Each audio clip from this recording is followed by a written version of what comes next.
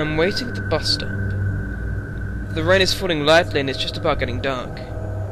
I missed the last bus and now I'm tired and hungry, longing to be in my warm bed with a hot drink. I'm so busy daydreaming that I didn't notice the little old lady stood next to me. I never saw her arrive, which was odd as I was sure I was all alone a moment ago.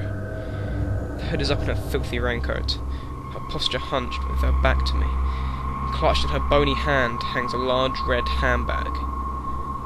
The street has become really quiet and the rain is coming down a lot heavier than before. The street lights have also flickered on.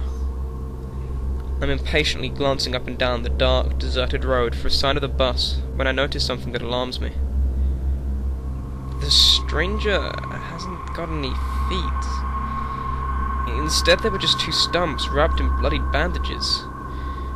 The disturbing sight of this, I became nauseous and unsettled. What was she doing walking on them in that terrible state? She had no crutches for support either. It was baffling. I tried hard not to stare and study the timetable on the bus shelter wall instead, when she suddenly spoke. Lost them on this very road, I did. It was a hollow, croaking sound she made when she talked. Were you in an accident? I asked nervously.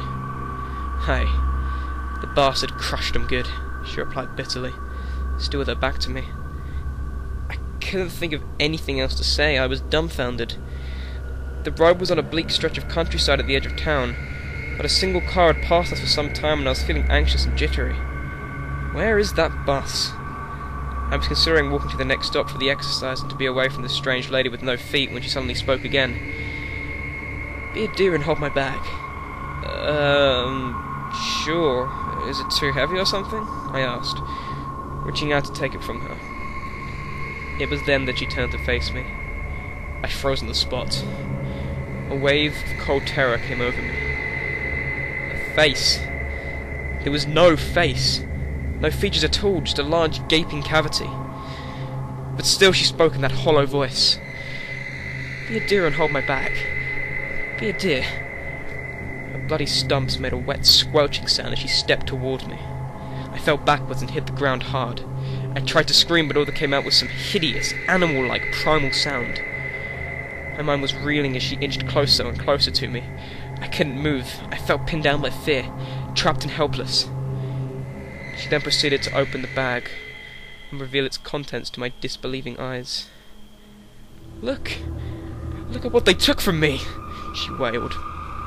Inside I saw what they had taken. Her feet, twisted and mangled, the bones crushed and turned to red splinters. Her face!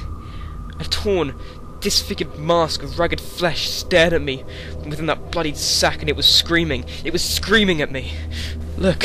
Look at what they took from me!